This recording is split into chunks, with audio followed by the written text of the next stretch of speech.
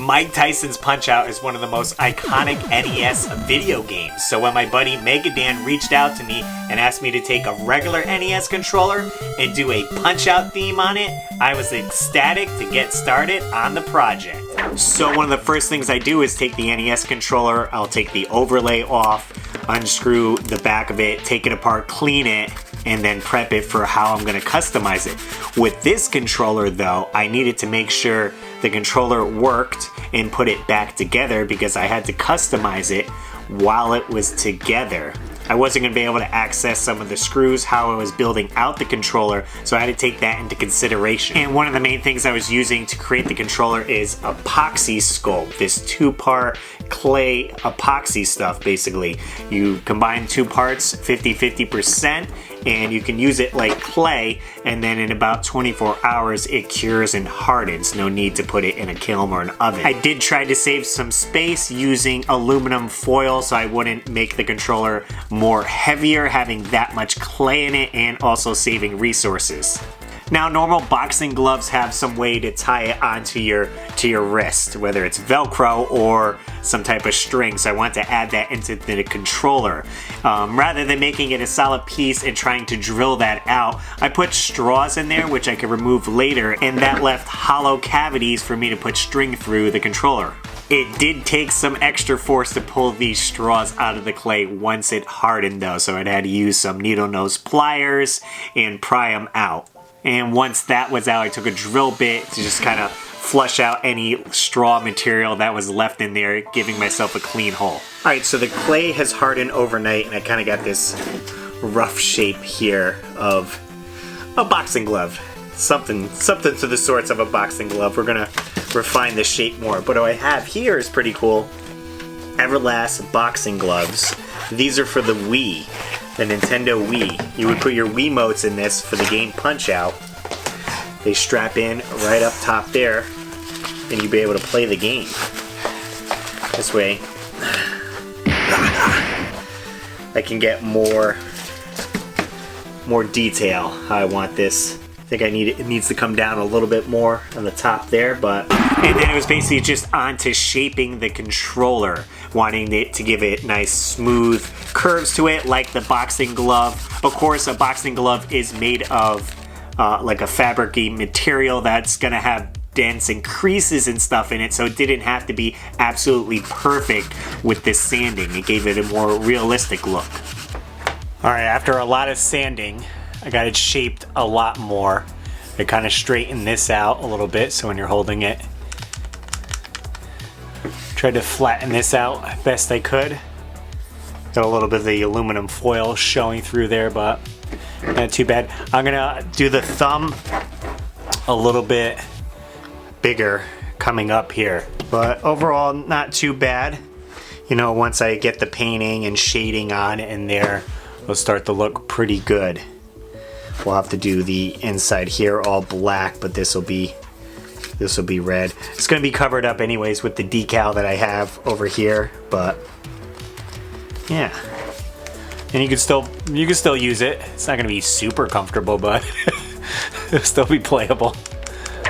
But basically using 60 grit sandpaper to take a lot of material off and shape it to how I need it to be. I also had my Dremel on hand in case I needed to really get some shaping down, and some block sanding to get the back of the controller nice and smooth.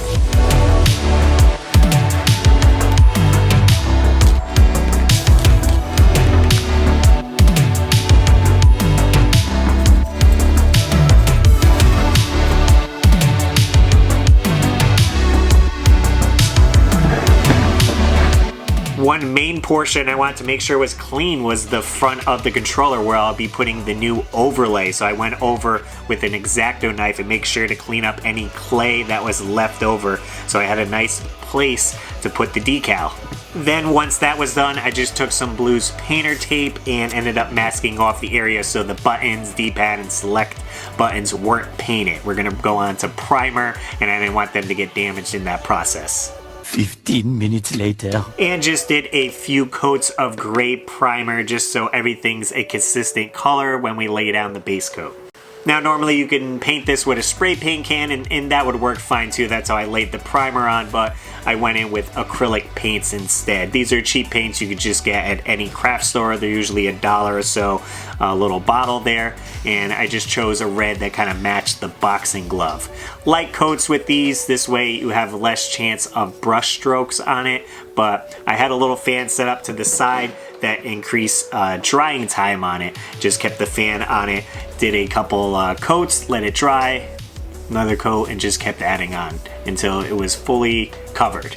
Once I had the base coat of red on there, then I wanted to add some shadows and maybe some dirt and grime that would be on a used boxing glove. So I got out my black acrylic paint, and some portions I would water it down some to really get into those deep crevices. Then it's basically a process of blending, going back and forth between the black and the red paint, giving it that more depth.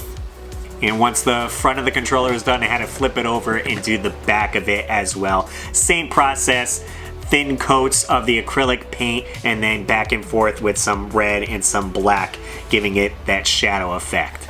All right, we got our boxing glove controller painted, front and back. Got a little bit of the weathering, I guess you could say, or shadow mixing with that tungsten red that I use, or you can use like a maroon or anything, but just to give it more depth, so it kind of mimics that there. Next thing we're going to do is get some clear coat, and we got my clear coat right there, RussLyman Crystal Clear Enamel. This is the one I always use on all my controllers. Put about 3 coats on there just to protect it and clear it over. It's going to be a gloss effect, so it'll have a little bit of shine. The real boxing glove kind of has some shine on there. You could do a matte finish as well, but I always like the gloss. So let's go do that.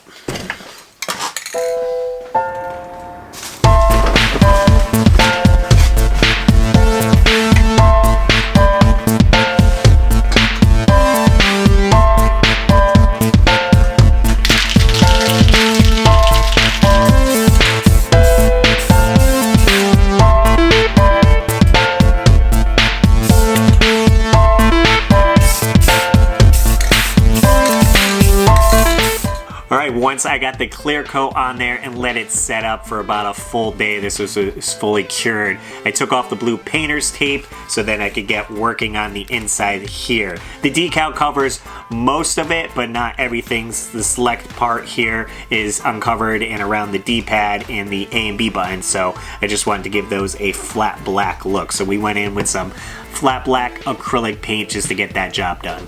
Then it was finally time to put on the vinyl overlay, and it's already pre-cut out, so it makes it very easy. Just line it up, spread it out, and spread out from the center to the sides. This way you have no air bubbles.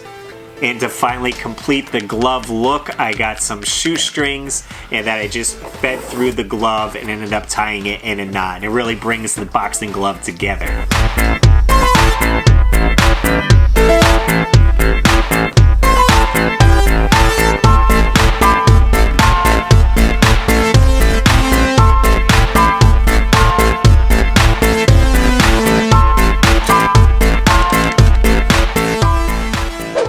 And just like that, I made a custom boxing NES controller, and it still works. I tested it out, plays fine. It's a little bit awkward because it is so wide while you're playing, but it is still 100% functional. Megadan said he was just going to use this controller as a display, but I thought it'd be an added touch if it could still work and you can use it to play Punch-Out.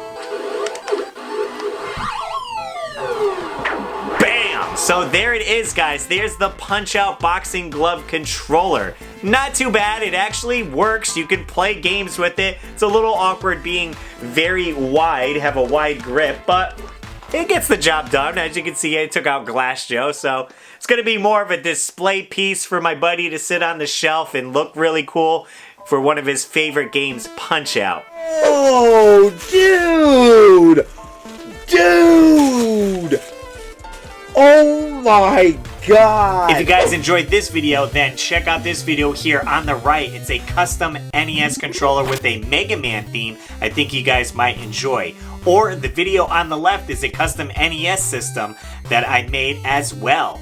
Click on either video and I'm sure you'll enjoy them.